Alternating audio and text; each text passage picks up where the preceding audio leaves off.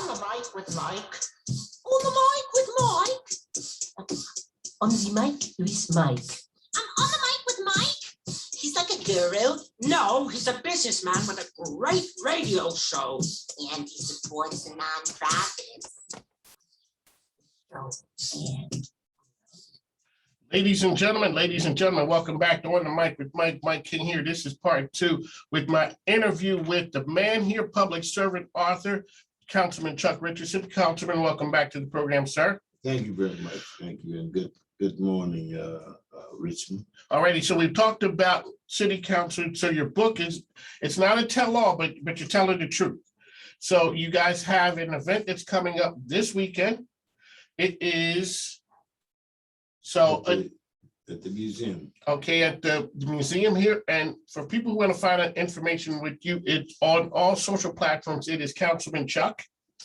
And you are out. Ceasefire is the title. Ceasefire. Councilman Chuck, a heroin addiction.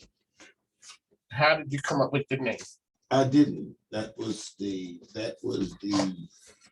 idea of my brother Monty, who I want to pay tribute to, because he has, without his help, I wouldn't have been able to produce this book. He is a fantastic help in bringing out the points in this book in a way that made it a success, in my opinion. Ceasefire, a heroin addiction. It is, so you get more information on the website, which is councilmanchuck.com. The official launch party is Saturday at the Black History Museum. Registration required, and you can go and chuckrichardson.eventbrite.com. That's where you can get the information at there. More with the information regarding Councilman Chuck. It was highlights of being on city council. What were the highlights? I think the highlight on city council, some of the highlights were the smaller things, the things that I was able to do for other people. But the publicity came from my fight to get the Arthur Ashe statue placed on Monument Avenue, which when I first brought up the idea, people called me a crazy individual, but they weren't so kind as to put it that way. They said that I was out of my mind, and I fought. It's been a 40-year fight to get those statues down, and I met with a group of rich, wealthy white men who, when I urged them to go along and not say anything in opposition to the statue, they said, you can't put that statue on Monument Avenue. Monument Avenue is for Confederate soldiers. I said, well, it used to be, but now we have a different leadership. So I met with these men, and one of them, who was the lawyer for the news leader, said, over my dead body. And people didn't think we'd ever have a Black person as his image or symbol on Monument Avenue. So I remember that August morning when I met with them, they could not distinguish the man like Robert E. Lee, Jeb Stuart, from the deed or the causes. And that was the conundrum. They said these were good men, but they supported and were willing to die for a bad cause. So they could not resolve that issue. And a lot of hurt feelings, a lot of disagreements and relationships as a result of not being able to. But my position was that you cannot glorify and praise individuals or symbols that represented immoral, cruel, and illegal causes. That's why it was lost. The cause of fighting for the South, fighting to preserve slavery, it was bad and wrong in the eyes of God and in the eyes of men, and that's why it was lost. Councilman Chuck is here with us. For a person who is struggling with addiction, give them some words of encouragement or what. That's one of the most difficult issues that our nation is confronted with today. I struggle every year to get just a $50,000 amendment on council support organizations like Rubicon. But today, because young white people are being victimized by the drug, we are having rehabilitation, and their organizations and facilities are on the rise. Back then, it only affected very few white people, and predominantly Black people were victims of heroin addiction. But now it's different. It's on the rise because white people are being affected. And that's part of the racial overtones that's reflected in our society, because back then and all the way up to the day, Black lives didn't matter then. And we don't know how much that, we don't know how much narrative that narrative has changed today. You got that right. That you are totally honest and true with that. We do not know. We do not know. So one of the great parts about having you here, you saw Richmond then. What are your views of what do you think of Richmond today? Well, I think we have to change. The bottom line to most of our problem has to do with intelligence, educating people, and making sure that people buy into the truth. Some people get caught into what Mr. Trump has done, and he has changed this issue and this nation in profoundly negative ways. We have a divided nation. We have a nation where there are no more Barry Goldwaters. There are no more good, strong Republicans who are willing to stand up for their country. They're all following a nincompoop, and they don't realize that he is doing something to change this country. When Donald Trump, and I was wounded in Vietnam by a Russian weapon, and when he stood on stage in Helsinki, Iceland. Okay, when he was there with Putin. He was there with Putin, and he locked arms with Putin and talked about how he trusted Putin over the Democrats. And as a former Marine who found a Russian weapon on those men we encountered, I almost threw the telephone at the television to hear him say that he had no reason not to trust Putin. And I was thinking, well, what about because he's your enemy, dummy?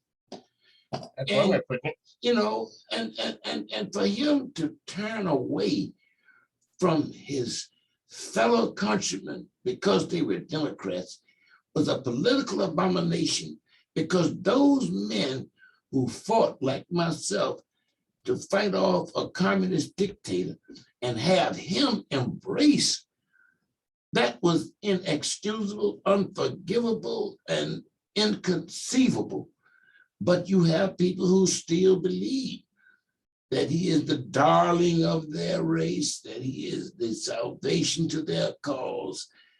And I'm sorry to say, but it's all steeped in the white superior supremacist complex. One of my Councilman Chuck is here with us. All right, so where do we find the next generation of political servants, political people who are interested in picking up the mantle and going forward? It depends on how many people buy into the truth and how many people buy into the lies promoted by Donald Trump. And he has started a culture.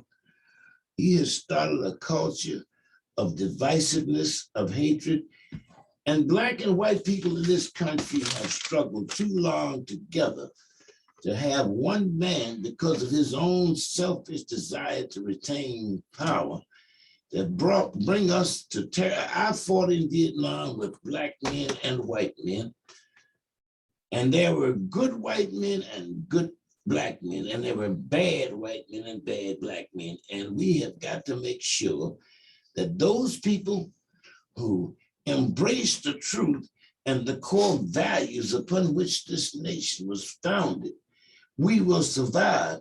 But if people continue to believe the narrative that Donald Trump is promoting, there's not going to be much hope. But I believe in people. I fought with men who were good, solid, decent men. And I believe in those men because one saved my life. And when we were crossing a bridge that had been washed out and we were stepping on the actual foundation of that bridge, I slipped, and with a machine gun with ammunition on my back, I was going down. And when my nose went beneath the water and a hand pulled me up, all this is in the book. The book right here. Hand pulled me up and pulled me ashore. That hand was white. And I could never, ever again in life judge anybody on the color of his hand. I had to judge him by what Martin Luther King called the content of his character. Who was he? What kind of a man was he? He saved my life. And all he asked me for in return was that I smiled back at him like he smiled at me with his snaggletooth when he pulled me ashore. I said, if you weren't so ugly, I'd kiss you, buddy. See, for folks who ain't never been in the military, that's a bond that military people have. We don't care. That is a bond that when people you're have. Fighting for each other's lives. That's what it comes down to. The skin color is not as important as the color of your heart. Whether or not you're honest, whether or not you're courageous, whether or not you have character, dignity, integrity, and whether you believe in the fellowship and brotherhood of mankind. And the only rule I follow in life in treating other people, if you're willing to do unto others as you will have them do unto you, you will eliminate all the other problems, because none of us want bad things done, no matter what color you are. We all want to be treated with decency and dignity, and we will treat others with decency and dignity. But when you have self-centered individuals like Donald Trump, who has misled so many people who cannot see who he really is, and I had so much hope for him when he started out. Can I ask you a question? Why? Why did you have that much hope? You've been in the Marine Corps, you was in Vietnam. Where did all that hope come from, sir? Because I have realized that fundamentally most people are decent. Oh, they are Lord. good, but they get information that taints their judgment. They don't really see. I mean, by now you think people have been able to see through a man who says it's all right to grab a woman in her personal places. By now you think anybody who would criticize a hero like John McCain, that people would see who he is. Any man that would mock someone who's a disabled individual and make fun of him. Any man who would use the kind of vulgarity in public, any man who will deny the core values that most decent Americans believe in, you think that we would have recognized by now that he does not. Look, he was willing to risk the lives of all Americans by flirting with the use of a nuclear bomb. Yes, but you know what happened? This is what happened. There was an election, and more people said no to that than said yes. So with all of that stuff being said, with all the shenanigans that went on, more people said, you can go home and stay over there.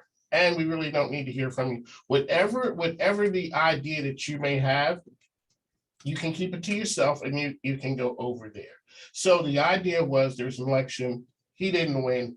Councilman Chuck, you're one of the reasons when people say the greatest generation, the life you've lived enabled you to write a book like this, telling stories on the front lines, that's what real men do. You take the hit and you keep on coming back. Now, I heard you were running for office recently and you almost won after, as you said, some of the shenanigans. I wasn't able to, when I would have won had I remained in politics, but so many people did not remember all the work. So many people did not remember my name. 20 years had passed, 25 years. So when I ran again this recent time, no one knew me, no one knew of me. I had served on the airport commission, the planning commission, was chairman of the GRTC, the bus company in the board, and served on the human